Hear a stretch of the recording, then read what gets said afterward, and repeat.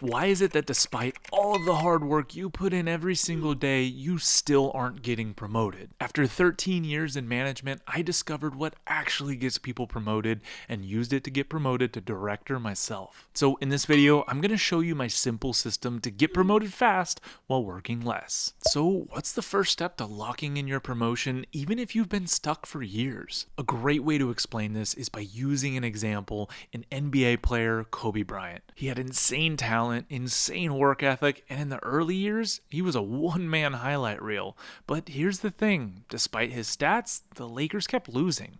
Why? Because Kobe took every shot, ran every play, and refused to trust his team. And the coach? He never saw anyone else ready to step up, so Kobe got stuck doing everything. It wasn't until he shifted from star player to team leader that everything changed. He started to develop teammates like Pau Gasol. He let others take big shots. And that's when he started stacking rings without Shaq and cementing his legacy. So what does this mean for you as a manager? Most managers today are stuck in Kobe mode. They think that by being the go-to person makes them indispensable. But here's the problem. If your boss thinks you're the only one that can run the team, they'll never let you leave it. So how do you fix this? Well, here's a simple breakdown to make sure you're able to take the next step of your career. Number 1, cross-train others. Teach your employees how to do your tasks so you're no longer too essential. Teach at least one person this week how to do a key task in your role. Number 2, document processes. Write down step-by-step guides for tasks you do most. That doc will become your golden ticket during promotion talks because you can say, I've already made a plan for what happens when I move up. And number 3, make sure your boss knows you want growth. Don't assume your boss sees your ambition. Send them a quick email or bring it up in your next one-on-one. Say, boss, I'm ready for growth. What should I focus on to prepare for the next step? And number 4, take on higher level tasks. Volunteer for one project above your current level. Leaders don't promote doers, they promote owners. But even if you do all this, there's still one uncomfortable truth about promotions that no one tells you. And if you ignore it, you'll stay stuck no matter how good you are. So what is the uncomfortable truth to getting promoted? So you cross-train your team, you document everything, you start taking on bigger tasks, but you're still stuck. Why? Because there's one part of getting promoted that makes people really uncomfortable, and if you don't face it, you'll keep getting passed over by people who shouldn't even be in the room. I know this because I learned this firsthand and wish I could have done things differently. Early in my career managing fitness clubs, when I was grinding for a promotion from assistant manager to manager, I worked with this personal trainer named Garrett. He was super friendly, had a degree, great with clients, but a little bit of a kiss ass. And our club manager, he loved Garrett. In fact, he introduced him to the owner. And before I knew it, Garrett was training the owner personally. Cool, right? Well, until one day the manager left town and Garrett was put in charge despite me being the second in command. In 48 hours, he blew it. Billing was messed up, payroll was nearly missed. I had to fix everything just to keep the place from falling apart. So guess who got the promotion? Not the guy who saved the business. Garrett did. That's when I learned a brutal truth. Promotions don't go to the most skilled, they go to the most seen. Now, I know what you're thinking. Wait, I don't want to be that guy. I don't want to suck up. Neither did I. But this isn't about kissing up. It's about making sure the leadership knows your value before it's too late. So how do you get seen without selling your soul? I mean, I'm a ginger, I don't have a soul, but you know what I mean. Use this 4-step system to stay respected and rise quickly. Step number 1, find the gatekeeper who actually approves your promotion. It might not be your direct boss. You want to ask who influences their decision. That's who you need to reach. And step number 2 is get on their radar without being weird. Don't fake compliments or force connections. Instead, just show up in their world. Join projects they care about, ask for feedback in meetings, bring one idea that makes their job easier. And then step number 3, show value, not desperation. Don't ask for a raise, bring solutions. For example, say something like, I noticed this slows us down. I've got a fix that I'd love to hear your feedback on. That's how problem solvers get promoted. And then step number 4, be in the right rooms. You can't be invisible and expect to get noticed. Attend leadership meetings, speak up, network internally. Even a casual coffee with someone above your level builds visibility where it counts. So this week, your challenge is simple. Find out who has the final say on promotions at your company. Then get on their radar with one helpful idea or one small contribution to something they care about. But even if the right people do notice you, there's still one crucial action that will make you invisible at promotion time, and it's something most managers get completely wrong. So what is the most critical piece to being promoted that could be holding you back? The best way to explain how you can fix this is by looking at what happens to a rapper after they have a one-hit wonder.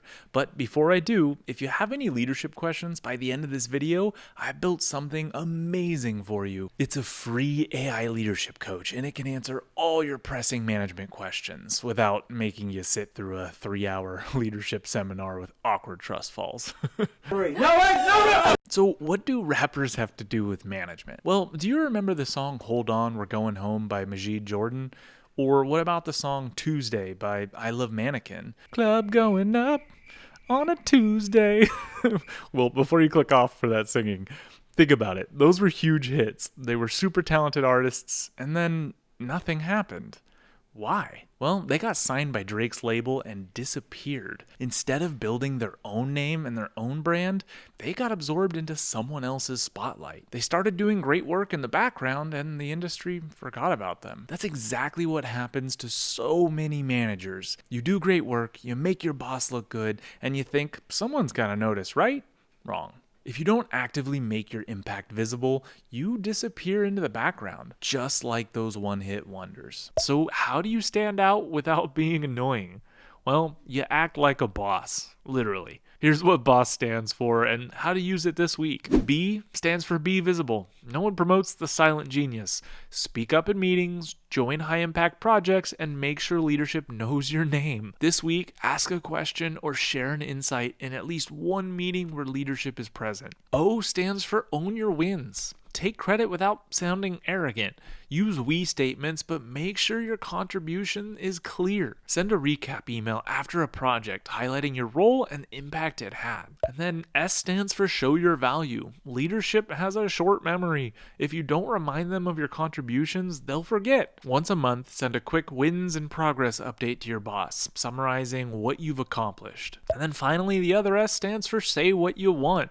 Again, promotions don't just happen. You have to ask for them. Please schedule that one-on-one with your manager this month or this week to discuss your career growth. But here's the twist. Even if you're doing all this, building your team, being visible, showing your value, there's still one final myth that's holding you back. And it's the biggest lie we've all been sold about success, that the harder you work, the faster you'll rise. So how can you get promoted while putting in less work? This sounds crazy, but I guarantee you that this will be the X factor that gets your promotion this year. So how do you do that? I'll show you what I mean by looking at some of the beautiful skyscrapers of New York and the people who helped build them. You've probably seen those crazy photos of the guys sitting on steel beams, thousands of feet in the air, eating lunch with no safety gear. Nope, I'm not down for that. They pulled 12 to 14 hour days doing back-breaking labor for pennies on the dollar. Now compare that with the architect that designed the building. They came up with the entire project in a nice office working reasonable hours without laying a single brick. Despite the effort, who do you think got paid more? In your career, you're either the construction worker grinding endlessly, or you're the architect designing systems at scale and rising without the grind. We've been told that hard work is the ticket to promotion, but in reality, hard work keeps you stuck. It makes you look reliable, not ready for more. Leadership doesn't reward effort, they reward impact. So how do you shift from the grinder to the architect? Here's your blueprint. Pun 100% intended.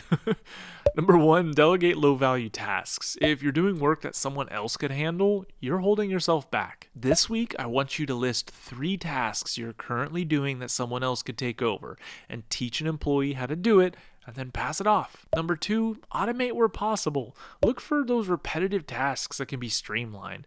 This will make you replaceable in a good way. So this week, find one process in your job that could be documented or automated. Number 3, focus on high value work. Don't get lost in busy work. Leaders work on projects that actually move the business forward. Ask yourself, is this moving the company forward or just keeping things running? If it's the latter, refer to step number 1 and delegate. And then finally, number 4, say no strategically. The more you take on low value tasks, the less time you have for leadership level work. This week, I want you to practice saying no or delegating at least once when a low value task comes your way. Now, here's the fun part. When you start working like an architect, not only do you rise faster, you also build a team that runs itself without you. But to lead that team effectively, you need one final skill that separates great managers from forgettable ones. And that's exactly what I'll show you next. So go watch this video where I read 140 leadership books and give you everything you need to know about leadership.